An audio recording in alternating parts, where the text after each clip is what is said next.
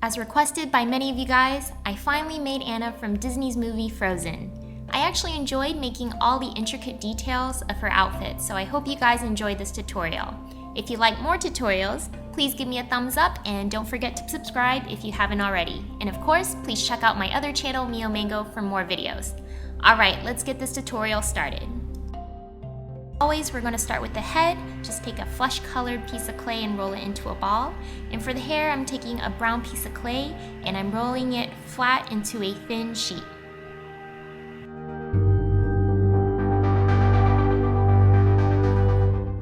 The clay should be about 1.5 millimeters thick. You don't want it to be too thin. And you're going to go ahead and wrap this all around the head.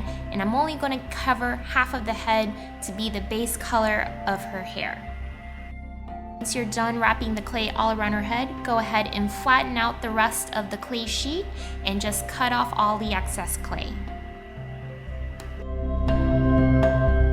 With your fingers or your clay tool, just smooth out any rough and uneven edges. When you're done smoothing everything out, it should look kind of like this.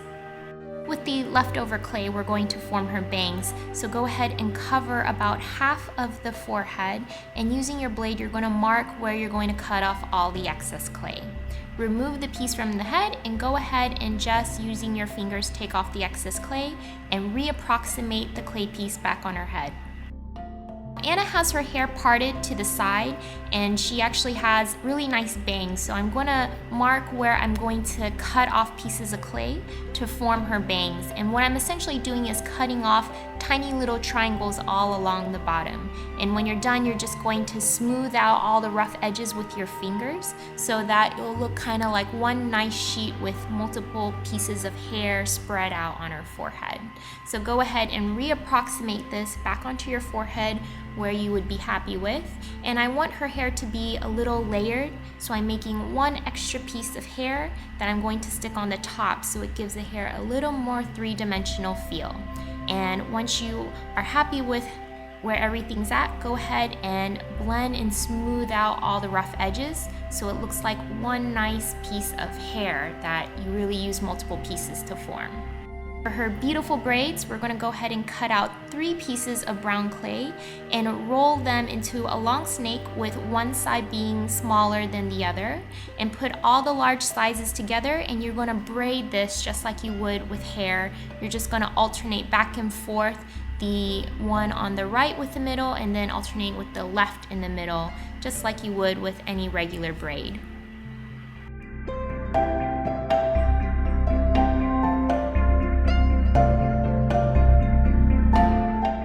When you're done, the hair should kind of taper off into a smaller braid as you go along, and at the larger tips you're going to flatten these out so that it's easier to stick to the head, and you're going to approximate where you want both of her braids to be on both sides. I have them close to where her ears should normally be at, and go ahead and smooth out all the rough edges.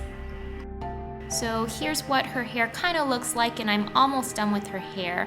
What I'm going to do now is add on a little cone of brown clay to the very tip, because that's what it would look like if she tied her braids off.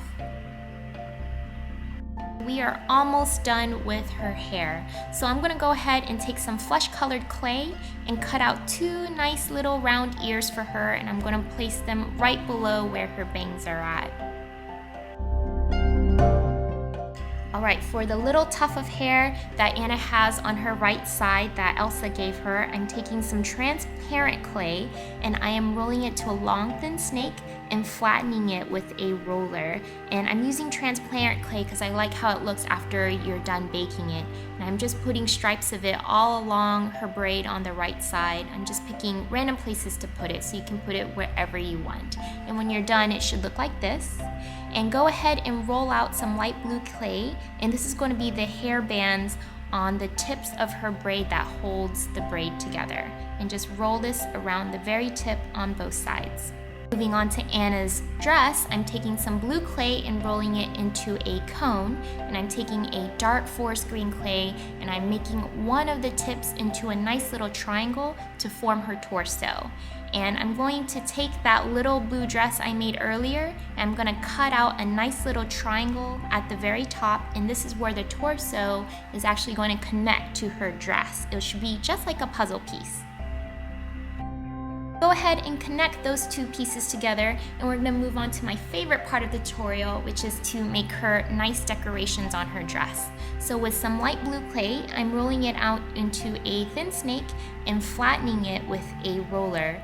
And with the blade, I'm just cutting out little tiny triangles, and I'm cutting out about 7 or 8 of them. And these are going to be the little decorations along the bottom of her dress. So stick these little triangles on the very bottom and space them out evenly all around the circumference.